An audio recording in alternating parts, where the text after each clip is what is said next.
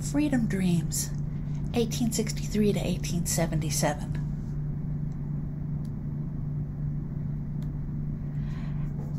We're going to begin here at the point where the former slaves have won their freedom from slavery. And the question is, what's next? If you were them, what do you want now? What are your goals? And I'd like you to pause just a moment, pause the lecture, take out a sheet of paper and maybe a pencil, and write down some ideas you have on what they would be looking for. And then when you're done, restart it up again.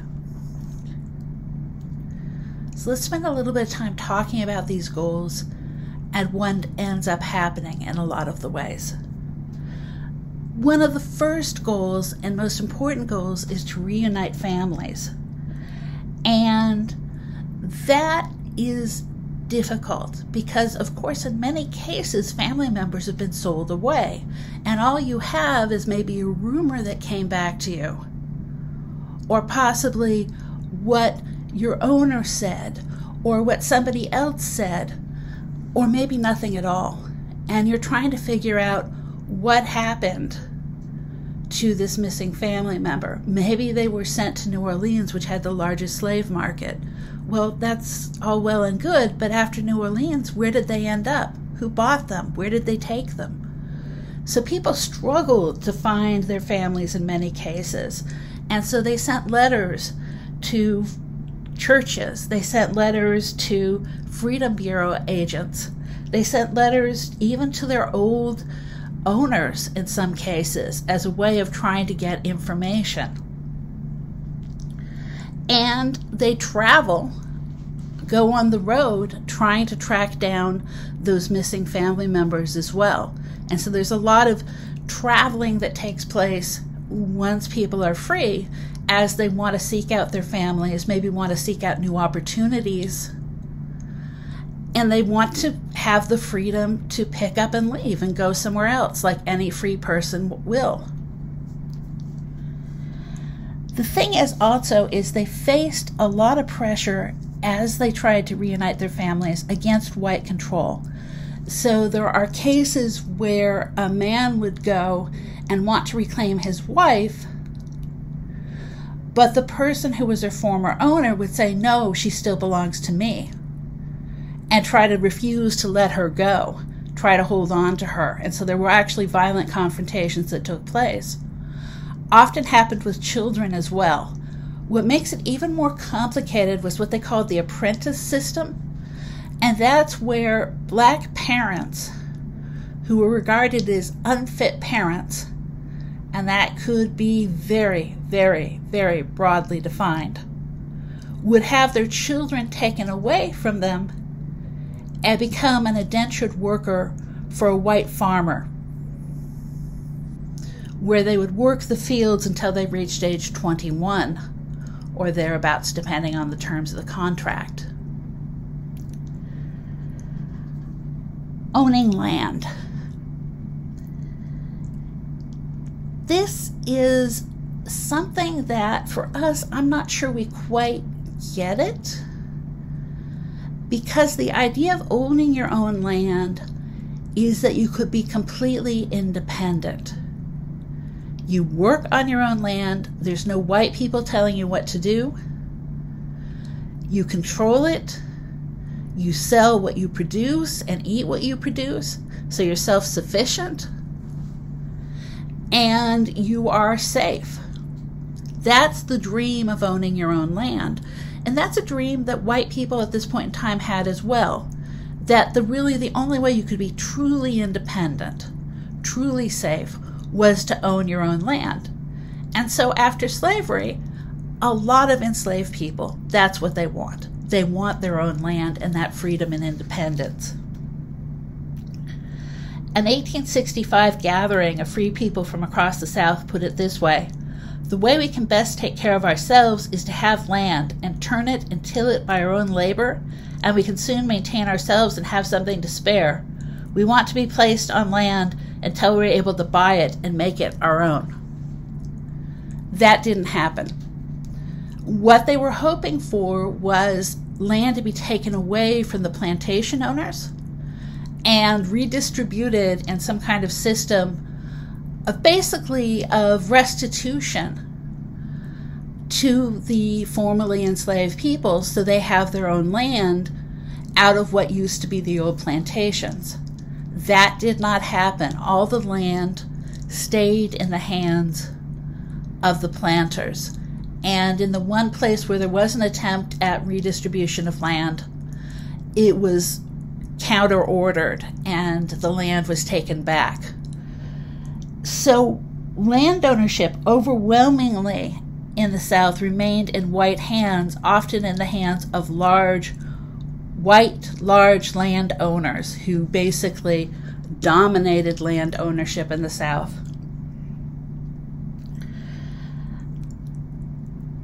A minority of African Americans were able to do something, though. They worked hard, they were lucky, and they managed to buy land. And that land becomes a family possession, a matter of pride, and something that over the generations you try to defend because of all the sacrifices it took to get it, and also because of the symbol of what it means for the family.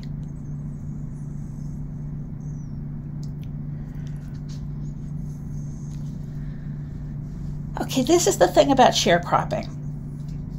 And I always want to try to make sure that I say this correctly, because I am not in any way, shape, or form saying that sharecropping was not an oppressive form of labor, because it was. It was hugely oppressive. It kept people in poverty.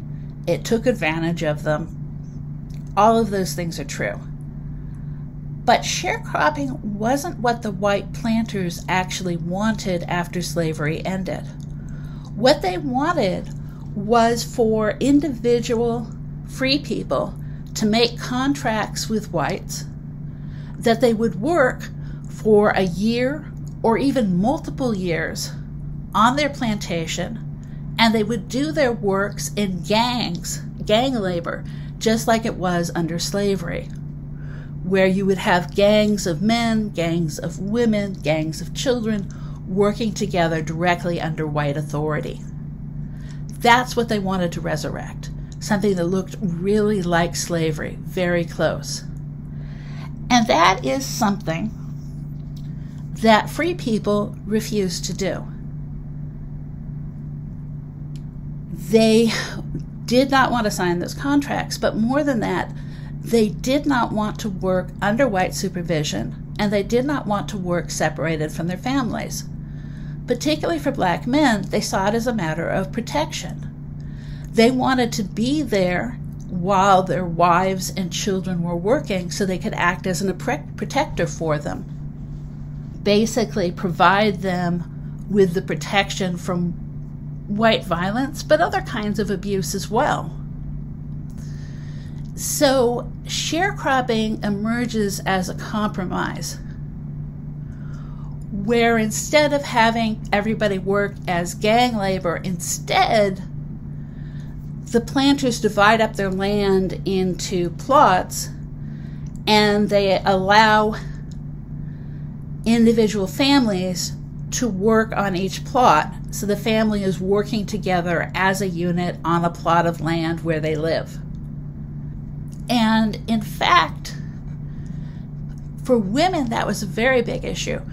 Immediately after the war, there's a huge outcry from whites that black women are trying to act like ladies. They're trying to avoid work. And what they mean by that is they want to work for their family. They don't want to work for whites.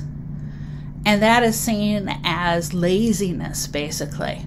And so there's all kinds of attacks made against black women, sometimes physical attacks, demanding they go back to work for whites, rather than working as part of their family unit. And in fact, long term, a fair number of those women do have to do additional work just to help support their family under the brutal economic conditions of sharecropping.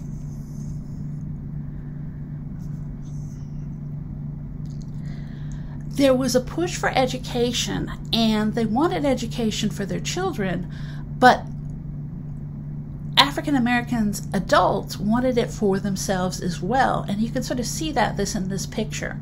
The thing that's wrong in this picture is that all the teachers are white. And in fact, many of the teachers were educated African Americans, many of which had come from the North down into the South to try to help by forming schools for the freed people. And doing that, by the way, was an incredibly brave thing, because local whites frequently did not like this. And they were known to attack school teachers or schools because they saw African Americans getting basic knowledge of how to read, how to write, how to count and do math as a threat to their control over them. Communities took politics very seriously. The act of voting, like we're seeing here in this picture, where everybody's lined up. So voting is very important, but also running for office. There are a number of black men who managed to achieve political positions at the local level, at the state level, even serving in Congress during this era. More than that, the records of the time show that when there were political meetings in the black community, that women would attend as well and were free to speak. So even though women couldn't vote and they couldn't run for office, they still played an important role in developing politics. And maybe it's not surprising that there were a number of black women who became supporters of a woman's right to vote in the following years.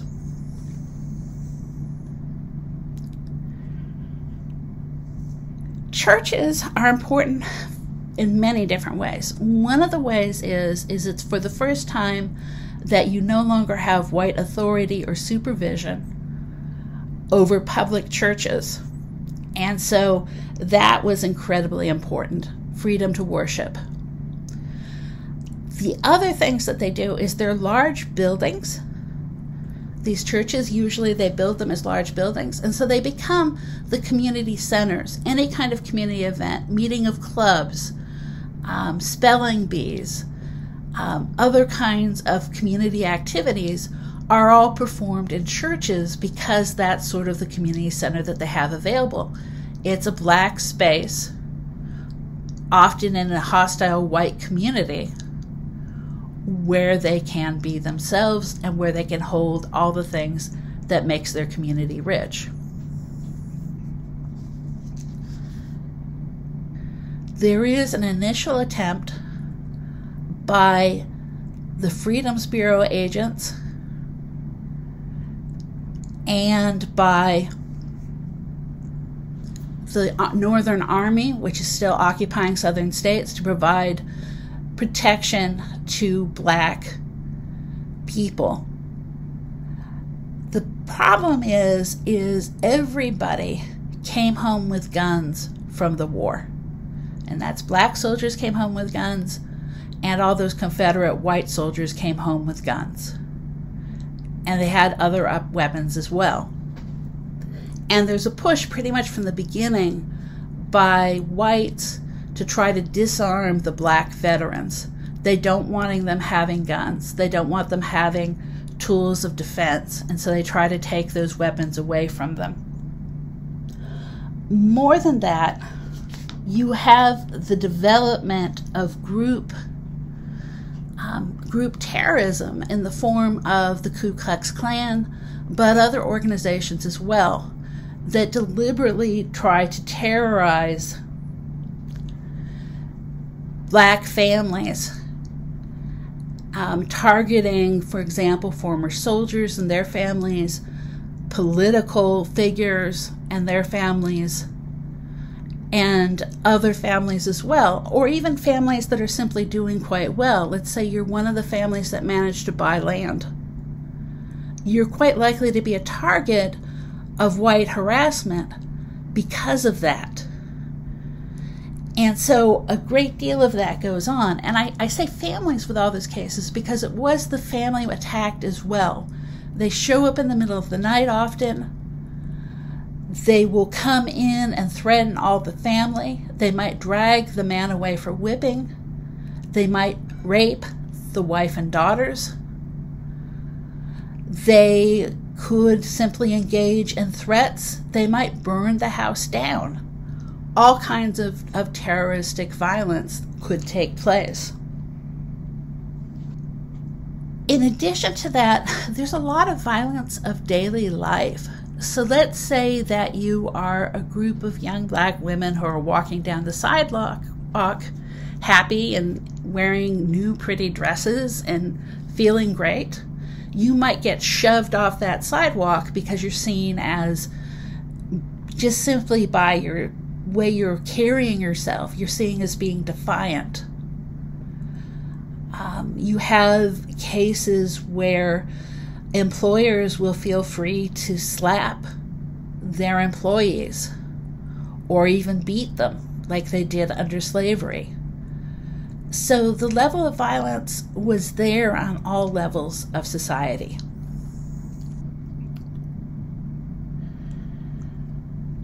So shattered dreams. Family reunification was successful for many families, and many people were able to get legally married, which they hadn't been able to do before. Though not all. A lot of relatives are simply lost, and they're not able to track them down. There were freedom to build communities in the sense of building churches and to hold together as your family when you work and support each other. On the other hand, there's overwhelming economic oppression and a constant fear of white violence.